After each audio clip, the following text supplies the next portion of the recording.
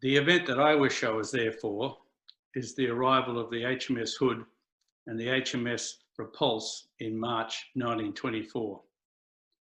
These state-of-the-art battle cruisers, together with some smaller ships, made up the Special Service Squadron of the Royal Navy.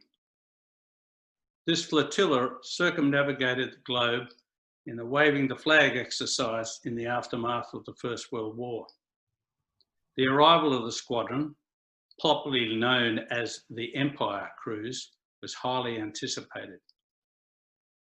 The ship attracted enormous crowds, estimated to be between 60,000 and 80,000 each day, and an overall count of about 400,000.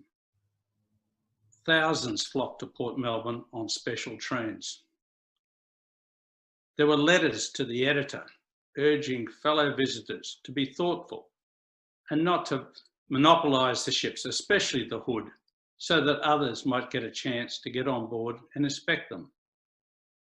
It was a festive atmosphere with many sporting events and entertainments put on for the visiting sailors. As a young lad in 1960, I saw the movie Sink the Bismarck. And ever since, the stories of the Hood and the Bismarck have fascinated me. I built models of both ships.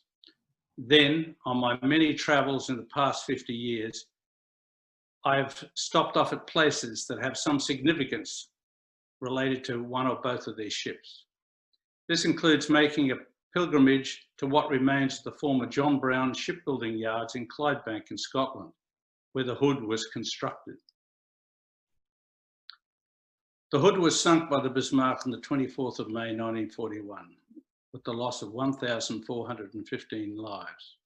Only 3 sailors survived. The Repulse was sunk by the Japanese aircraft off Singapore in December the 10th, 1941. The battleship Prince of Wales went down with her. This was just a few days after Pearl Harbor. 6 months earlier, the Prince of Wales was with the Hood when they engaged the Bismarck in the Atlantic. The day that the Hood was sunk is also the day that Bob Dylan was born. Dylan was a formative influence in my adolescence. The battle cruisers and Bob Dylan created a curious tension in my psyche, which perhaps explains what I'm like today.